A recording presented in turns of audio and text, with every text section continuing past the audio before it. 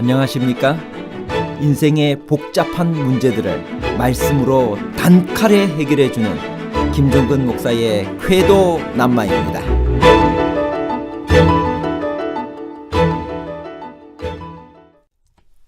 자신의 배우자가 다른 이성과 불륜 관계를 갖고 있지 않은가 하는 의심을 극도로 심하게 하는 경우를 의처증, 의부증이라고 합니다.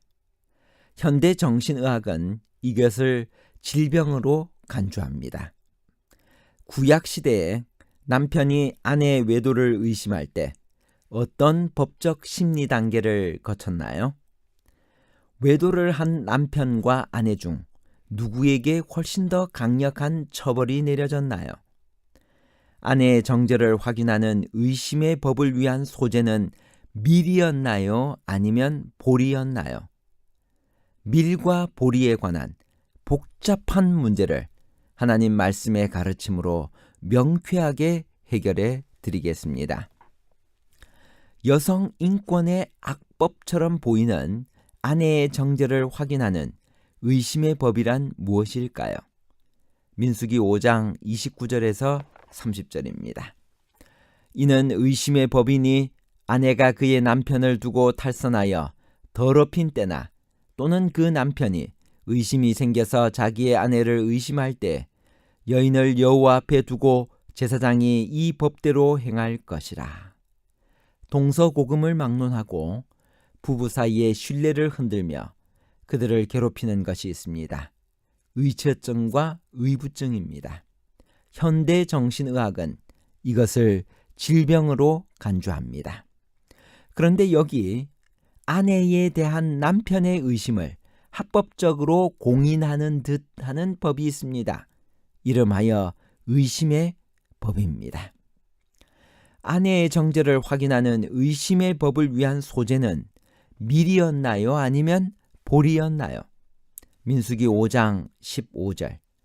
그의 아내를 데리고 제사장에게로 가서 그를 위하여 보리 가루 10분의 1 에바를 헌물로 드리되 그것에 기름도 붓지 말고 유향도 두지 말라.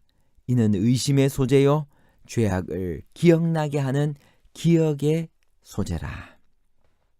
이 법은 아내의 행실에 의심이 생긴 남편이 아내를 데리고 제사장에게로 가서 의심의 소재를 드리는 것으로 시작됩니다. 이 소재는 드리는 헌물 내용부터 일반 소재와는 달랐습니다. 그것은 보리가루 10분의 1 에바였습니다. 일반 소재는 밀인데 의심의 소재는 보리였습니다. 보리는 가장 천한 식량으로 취급되었습니다. 즉 일반 소재는 가루에 기름을 붓고 또 그 위에 유향을 놓아야 했습니다. 그러나 의심의 소재에는 기름도 붓지 말고 유향도 두지 말아야 했습니다. 기름과 유향은 감사와 즐거움의 상징이었기 때문입니다. 남편이 아내의 외도를 의심할 때 어떤 법적 심리 단계를 거쳤나요? 민수기 5장 16절에서 28절에 있는 말씀을 요약하겠습니다. 제사장은 그 여인을 가까이 오게 하여 여호와 앞에 세우고 토기에 거룩한 물을 담고 성막 바닥에 티끌을 취하여 물에 넣고 여인을 여호와 앞에 세우고 그의 머리를 풀게 하고 기억나게 하는 소재물 곧 의심의 소재물을 그의 두 손에 두고 제사장은 저주가 되게 할 쓴 물을 자기 손에 들고 여인에게 맹세하게 하여 그에게 이르기를 내가 내 남편을 두고 탈선하여 다른 남자와 동침하여 더럽힌 일이 없으면 저주가 되게 하는 이 쓴 물의 해독을 면하리라. 그러나 내가 내 남편을 두고 탈선하여 몸을 더럽혀서 내 남편 아닌 사람과 동침하였으면 제사장이 그 여인에게 저주의 맹세를 하게 하고 그 여인에게 말할지니라. 여호와께서 내 넓적다리가 마르고 내 배가 부어서 내가 내 백성 중에서 저주거리 맹세거리가 되게 하실지라. 남편이 외도를 의심하는 아내에 대한 심리는 다음과 같이 진행되었습니다. 첫 번째, 제사장은 그 여인을 여호와 앞, 즉 성막 뜰에 서게 했습니다. 두 번째, 제사장은 물을 질그릇에 담아 성막 바닥에 흙을 긁어 그 물에 탔습니다. 세 번째, 머리채를 풀고 의심의 소재를 손에 들고 서 있는 여인 앞에 제사장이 쓴 물을 들고 섭니다. 네 번째, 제사장이 여인에게 저주의 맹세를 낭독합니다. 다섯 번째, 여인이 아멘, 아멘 하고 응답합니다. 여섯 번째, 제사장이 저주를 기록한 두루마기를 쓴 물에 담가 씻습니다. 일곱 번째, 제사장이 여인의 손에서 의심의 소재물을 취하여 주 앞에서 흔들고 제단으로 가져가 한 움큼만 집어내어 제단에서 불사릅니다. 여덟 번째, 마지막으로 제사장은 준비된 물을 여인에게 주어 마시게 합니다. 아홉 번째, 여인의 외도 여부에 따라 저주의 결과가 몸에 나타났습니다. 현대 양성평등의 관점으로 보면 이런 의식 절차에는 여성의 인권을 침해하는 요소가 다분히 있어 보입니다. 그러나 철저하게 남성 중심적이었던 고대 가부장 사회의 배경에서 보면 이런 절차는 오히려 여성을 보호하는 장치로 작동했습니다. 그런 시대와 사회에서 아내에 대한 남편의 권위는 일방적이고 절대적이며 아내에 대해 신뢰가 깨어진 남편들의 반응은 즉각적이고 폭력적이었습니다. 일단 의심이 생기면 전후 사정을 알아볼 필요도 없이 그 스스로 아내에 대한 조치를 내립니다. 무고한 여성들도 자신을 변호할 아무런 장치가 없었습니다. 그저 남편의 가혹한 처사에 속수무책으로 당했습니다. 이런 시대 상황에서 아내를 의심할 일이 생긴 남편들에게 어떤 조치도 내리지 말고 일단 아내를 데리고 제사장에게로 가라고 한 규정은 강력한 여성 보호의 장치입니다. 그것은 의심하는 남편들이 나타내는 폭력적 반응을 제어하고 무고한 여성들을 하나님의 권위로 보호하며 그의 명예를 회복하여 자유롭게 해주는 공적인 절차입니다. 실제로 외도를 범한 여인의 결국은 어떠했나요? 민수기 5장 27절을 세 번역으로 읽겠습니다. 제사장이 여인에게 물을 주어 마시게 했을 때 그 여인이 자기 남편을 배반하고 제 몸을 더럽힌 일이 있다면 저주를 불러일으키는 그 물이 그 여인의 몸에 들어가면서 여인은 쓰라린 고통과 함께 배가 부어오르고 허벅지가 마른다.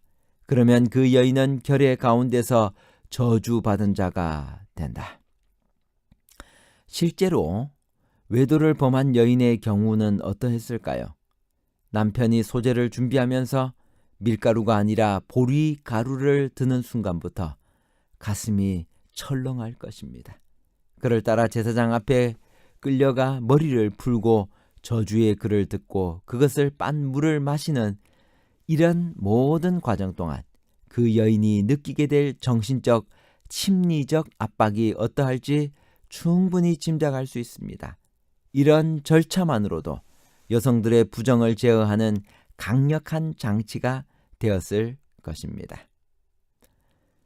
여하튼 마침내 물을 마십니다. 그 결과가 어떻게 될까?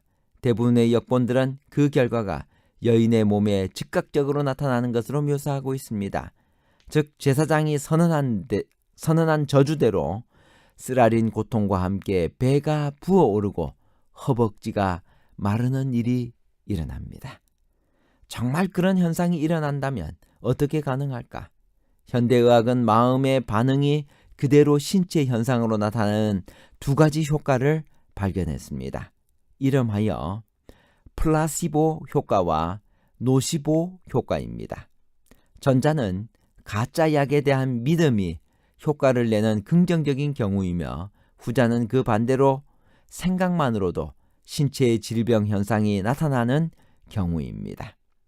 예를 들어 화학요법을 받는 환자들이 치료를 시작하기도 전에 메스꺼움을 느끼는 것이 노시보 효과입니다.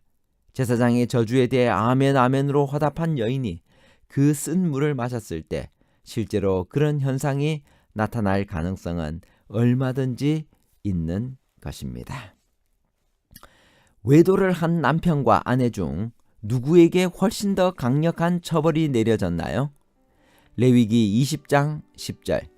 누구든지 남의 아내와 간음하는 자, 곧 그의 이웃의 아내와 간음하는 자는 그 간부와 음부를 반드시 죽일지니라. 남편들의 경우는 그런 간음한 사실이 확인되면 반드시 죽이라고 했습니다.